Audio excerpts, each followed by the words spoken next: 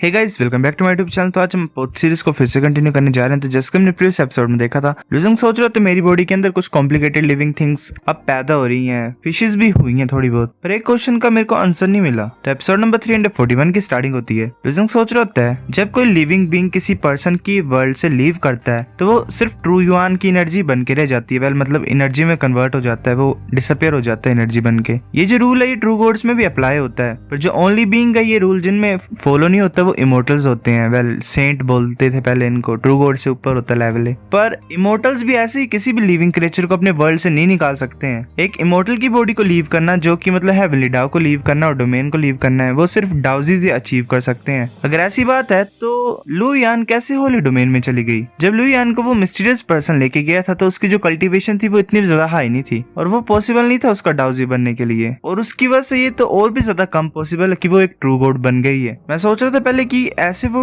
Dissipate हो जाएगी true energy में, पर ये तो सच्ची मुच्ची आउट ऑफ ऑर्डिनरी है। जब मैं पहले कल्टीवेट कर रहा था तब मैंने एक ट्राई किया था लिविंग क्रिएचर को अपनी बॉडी से बाहर निकालने के लिए, और मैं देखना चाहता था कि वो ट्रू युआन एनर्जी में कन्वर्ट होते हैं कि नहीं, पर वो एक्चुअली में अलाइव होके बाहर आया। वेल जिंदा मछली निकाल ली थी इसने अपनी बॉडी से। वो सोच रहा होता है क्या ये इसकी वजह से हो रहा है कि मतलब मेरी बॉडी प्रिमिडिल क्योस से बनी हुई है। वेल मतलब मेरे अंदर प्रिमिडिल क्योस है, ट्रू युआन एनर्जी जो है वो डोमेन में है। प्रिमिडिल क्योस जो होती है वो हेवंस की क्रिएशन नहीं है, वेल मतलब डोमेन में नहीं है क्रिएट होती। अगर ऐसा होता तो जो मिस्टीरियस पर्सन है उसके पास पक्का कोई वेज होंगे जिससे वो लू यान को अपने साथ ले गया है। और बात यह भी कि जो रूलर है हेवनली डाउ की जियांग यूअर, उसने बोला कि लू यान होली डोमेन में है। तभी लूजेंग को कोई आवाज डालता है, वो जियूकिन होती है। वो बोलती है लूजेंग क्या तुम ट्राई करना चाहते हो? लूजेंग बोलते ट्राई क्या करना चाहता हूँ? जियूकिन बोलती है हंसते हुए कि आज हम टावर ऑफ सिन में गए थे। ऐसा बोला जाता है कि वो मोस्ट एक्यूरेट टेस्ट होता है टैलेंट का। लूजेंग बोलते वेल कोई जरूरत नहीं है। लूजेंग सोच रहा था ये टैलेंट ऑफ की बात कर रही है। मैं ऑलरेडी टावर ऑफ सिन में एंटर हुआ हूँ। जियूकिन उसे पकड़ लेती है, बोलती है चल पड़ो हस्बैंड, तुम ही एक लास्ट बचे हुए हो, हम सभी को टाइटल्स मिल गए हैं, मेरे को गोल्डन राक्षसा मिला है, ये अच्छा है ना? लूजेंग सोच रहा था टाइटल, मेरे को एक टाइटल मिला था पहले,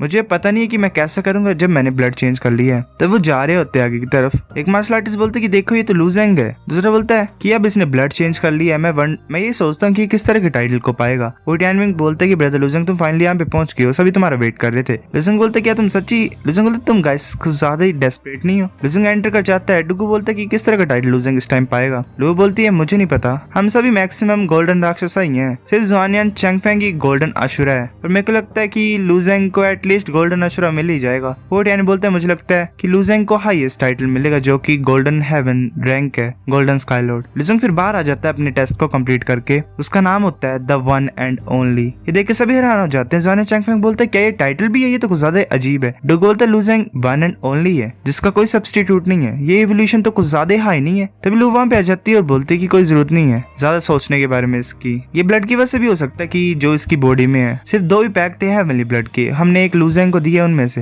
लूजेंग बोलते क्या ब्लड का रीजन है? लूजेंग सोच रहा था पॉसिबल भी है। जी बोलती है कि मैंने सुना कि एक एंसेस्टर के पास है, क्या ये सच्ची था जरूरी करने के लिए वेल ऐसा ब्लड एक्सचेंज वगैरह? लोग बोलते कि जो पाथ है वो अगर अच्छी होती तो हम कभी ऐसा नहीं करते। अगर सच्ची बुच्ची बात की जाए तो जो डोमेन है वो ऑलरेडी अपने 4 हेवनली वेनेटेट्स को खो चुकी है। ऐसे तो एंशिएंट ब्रिज क्लैन पूरी तरह से वाइप्ड आउट हो गया, पर हमने भी हैवी कैजुअलिटीज को सफर किया है। और मैंने सुना है कि जो डोमेन की वॉल्स है वो भी टूटी हैं। उन्होंने बोला कि वो सेंट क्लैन के हैं। हेवनली वेनेटेट्स अभी प्लान के बारे में सोच रहे हैं। ये सुन के सभी हैरान हो जाते हैं। लूजेंग सोच रहा था जो सिचुएशन है वो कुछ ज्यादा बुरी लग रही है। मुझे लगता है कि हमारे पास इनफ टाइम है गॉडली फॉरबिडन लैंड में जाने के लिए, हम सिर्फ वेट ही कर सकते हैं और देखते हैं कि इस चीज कैसे जाते। फिर हमें एक मंथ बाद का सीन दिखाया जाता है। लोग वहां पे आ जाती है, बोलती कि सभी जो न्यूएस्ट न्यूज है वो मैं ले आई हूँ। सेंट ने रिप्रेजेंटेटिव सेंड किया है और 9 हेवनली वेनेटेट्स भी गए नेगोशिएट करने के लिए। वो अभी यूनजायो माउंटेन पीक पे हैं। जी बोलते क्या नेगोशिएट? उन्होंने पूरी तरह से टांगचन क्लैन को वाइप्ड आउट नहीं कर दिया था इस डोमेन में, और करंटली जो 3 ग्रेट वर्ल्ड्स है दूर के उन्हें ऑक्युपाई करके रखा हुआ है। वो वॉर फाइट कर रहे थे हमारे साथ, अब वो नेगोशिएशन कर रहे हैं। ये करना क्या चाहते हैं वो? ली बोलता है अब किसे पता कि वो क्या करना चाहते हैं, ऐसे भी हो सकता है कि शायद वो गिल्टी फील कर रहे हो। लूजेंग बोलता है अगर वो नेगोशिएशन को होल्ड कर रहे हैं तो चलो पहले देखते हैं कि क्या है वहाँ पे, वो क्या करना चाहते हैं। सभी डाउसेस बोलते हैं ठीक है, वो भी चल जाते हैं वहाँ पे। वो सभी मतलब पैट्रियार्च वगैरह वहाँ पे खड़े होते हैं। एक मार्शल आर्टिस्ट आया होता है बाहर का, वो हंसते हुए बोल रहा होता है कि इतने ज्यादा हेवनली वेनेटेट्स मेरे को वेलकम करने के लिए आए हैं, मेरे को तो कुछ ज्यादा ऑनर्ड फील हो रहा है। वो जो बाहर के होते हैं वो भी सामने खड़े होते हैं और पैट्रियार्च वगैरह भी एक जगह पे खड़े होते हैं। एक एंसेस्टर बोलता है ऐसे लोग डोमेन में आधे मंथ पहले आए हैं, पर उन्होंने ऑलरेडी पूरी तरह से टांगचन क्लैन को वाइप्ड आउट आउट कर दिया है, किसी भी तरह की काइंडनेस नहीं दिखा रहे हैं। दूसरा, सेलेस्टियल प्लान का पैट्रियार्च बोलता है कि पहले हम सुन लेते हैं कि क्या बोलना चाहते हैं और इनकी कंडीशन क्या है। लुजंग वगैरह वहां पे पहुंच जाते हैं, वो उस इंसान की तरफ देख रहे होते हैं। लुजंग बोलता है क्या ये सच्ची मुच्ची सेंट रेस का है? लू बोलते तुम्हारा कहने का क्या मतलब है? लुजंग सोच रहा होता है कि मैंने पहले देखे हैं सेंट रेस के इंसान, रूमर्स में ऐसा बोला जाता था कि वो परफेक्ट रेस थी।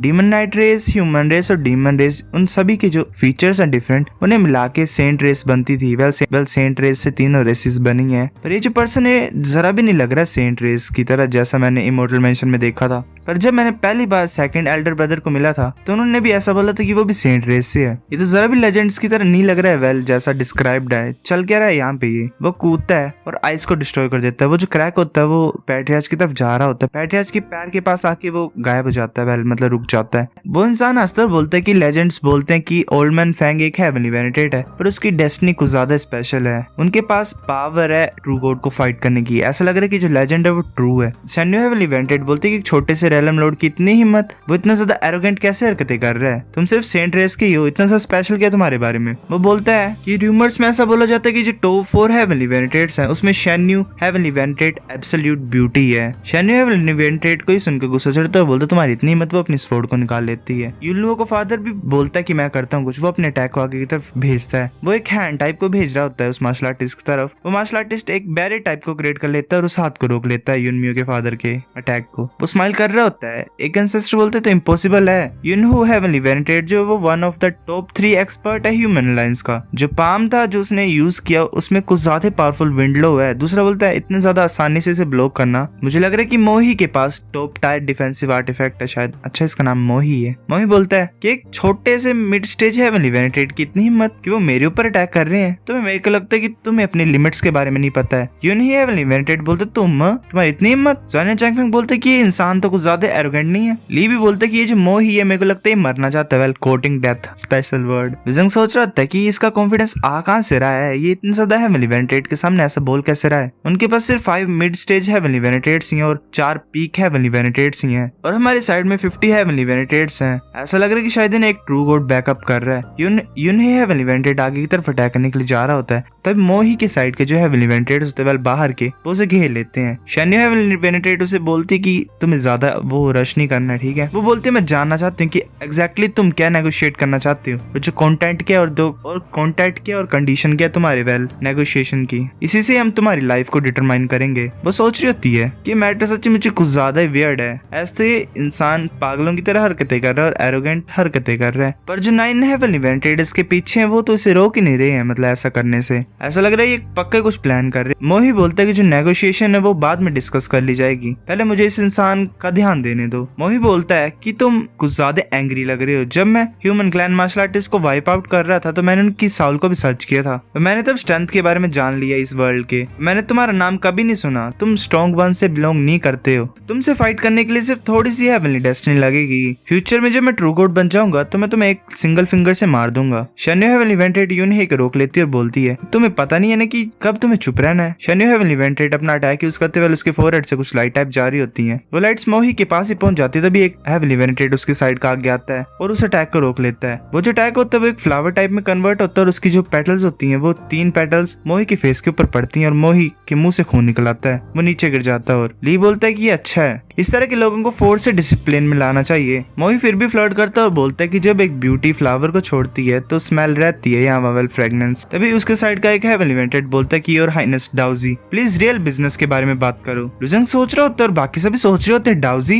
ये इंसान डाउजी है। हम सभी जो डाउजीज है इस वर्ल्ड के वो डिवाइन एक्सट्रीमिटी रेलम के हैं, पर ये रेलम लॉर्ड है। अब मैं फाइनली रियलाइज कर सकता हूँ कि इसका कॉन्फिडेंस आ कहां से रहा है। मोही बोलता है कि मैं यहाँ पे सेंट रेस को रिप्रेजेंट करने के लिए आया हूँ, एक गोल के लिए। शैन्यू हेवनली वेनेटेड बोलते कि बोल लो। मोही बोलता है कि मैं सच बताऊं तो हमारे जो सेंट रेस है उन्हें मारना पसंद नहीं और फाइट करना पसंद नहीं है। अगर कोई प्रॉब्लम वर्ड से सोल्व हो सकती है तो फोर्स यूज करने की कोई जरूरत नहीं है, ये कुछ ज्यादा बारबेरिक एक्ट हो जाएगा अगर हम ऐसा करेंगे तो। शैन्यू हेवनली वेनेटेड बोलती तो अच्छा तुम बोल रहे हो कि तुम्हारा जो सेंट रेस है वो हमारी डोमेन को अकेला छोड़ देंगे। मोही बोलता है कि जिस डोमेन में तुम रहते हो उसमें tens of thousand of worlds हैं, पर लोग यहाँ पे कम है। हमारी सेंट रेस है वो काउंटलेस पीपल की है। हम यहाँ पे सेक्ट स्टार्ट कर सकते हैं, सिटी स्टार्ट कर सकते हैं, सभी फिर पीस में रह सकते हैं। तुम्हारा क्या बोलना है? ये सुन के सभी बोलते क्या, ये क्या बात कर रहे हो तुम? लुजिंग सोच रहा होता है कि सेक्ट और सिटीज को स्टार्ट करना और साथ में पीसफुली रहना। ये सजेशन वैसे सुनने में तो अच्छा लग रहा है, पर सेंट रेस के पास ऑलरेडी काफी ज्यादा पावरफुल एक्सपर्ट हैं, इस डोमेन से ज्यादा पावरफुल। अगर सेंट रेस इस डोमेन में एंटर कर जाएंगे और सेक्ट और सिटीज को स्टार्ट करेंगे तो वो सबसे ज्यादा स्केरियस चीज होगी। उसकी वजह से वॉर्स भी होंगी और वो पूरी तरह से हमारी डोमेन को खा जाएंगे